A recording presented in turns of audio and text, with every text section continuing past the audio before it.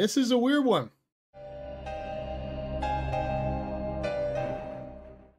Mr. Crocket's World! A friend like you is a friend like me.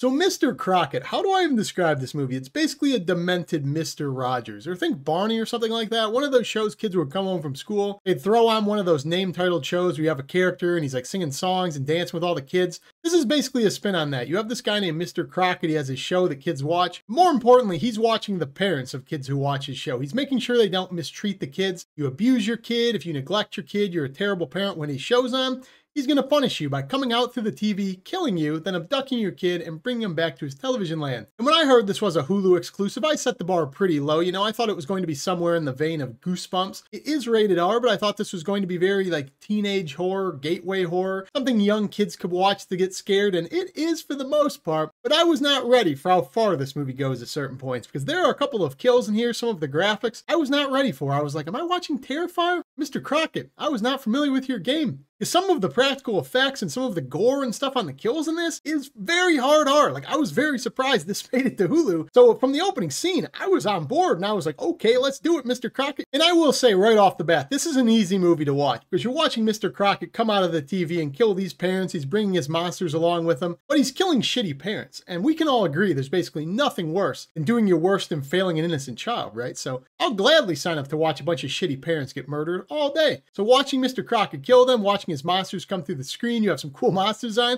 I liked it. I thought it was interesting enough and I had a good time with this thing. But that being said, this is a very dark movie, even though it sounds like it's very comedic and it's very light toned. What they're implying in this movie and the central premise of why he's going after these parents, very dark movie. This is a lot darker than I anticipated, again, for a Hulu movie. I did not expect it to go here. Having this guy come out of the TV screen and kill parents, I thought was the perfect medium for the conversation they're trying to have, as I'll get into. Because I've always been someone, even as a kid, who always thought those afternoon TV guys like Mr. Rogers and Barney, which is so creepy. There's something so off-putting about somebody who's constantly smiling, grinning, he's laughing and singing. It's like he's overly friendly. You don't want to be overly friendly. Act natural, man. Which segues me to Mr. Crocket, the guy this show is about. He is the most perfectly cast character ever.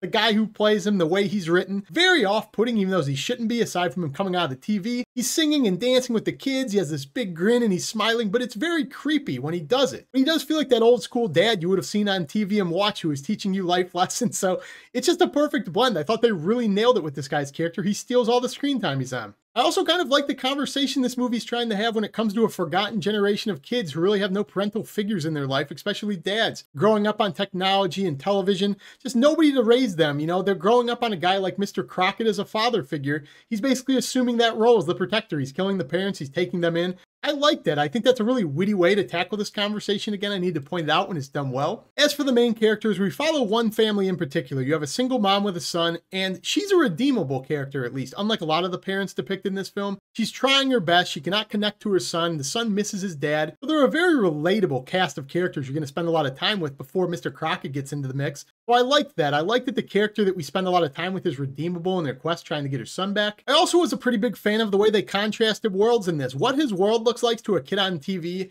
and what it's like when an adult goes into his world are completely different, you know? It's like when you're an adult and you watch those very like creepy cartoons where the monsters look way too friendly and stuff. That's what it's like to us as adults now, but the kids, they're captivated by them. They want to be in the world with Mr. Crocket. But when you go into that world as an adult, they're these giant monsters that are just disgusting and they're ruthless and bloody. And I thought that was a really cool depiction for what the world's like for adults and kids to contrast. That's kind of what it's like when you grow up and you look back at some of the stuff you thought was so cool when you were a kid, but it's kind of creepy as shit when you get older. Just something I found cool about these sock puppet looking creatures becoming bloody monsters when you go into his world. But if I have to talk about the negatives to this movie, I really only had a couple, and they're tied to the fact that this is just such a strange premise. I mean, this guy coming through the TV, abducting kids, killing parents, you're gonna have some loopholes in your plot. But my main negatives is there are just way too many plot conveniences to move this weird story along, okay? So you have a girl who's going after her son who's missing and he's been sucked into the TV, and she just runs into this character who's written to be a psychic. And whenever a movie does that, it takes me out of it a little bit. It's just so convenient for the plot. She can telepathically connect to Mr. Crocket and understand his motives, and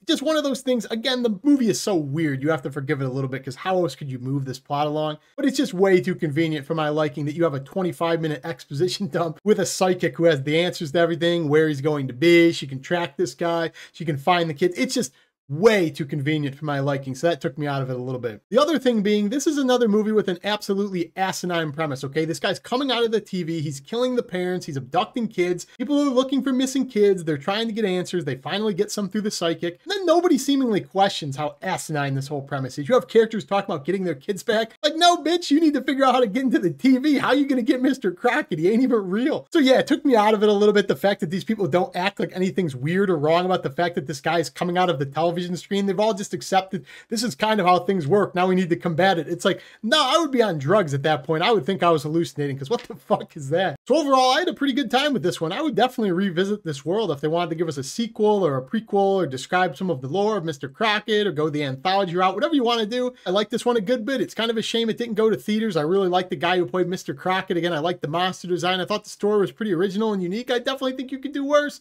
Overall, you guys seen or heard of this one? If you have, comment down below. Let me know. As always, if you haven't subscribed, join me down below. But that's all I got in this video. Peace.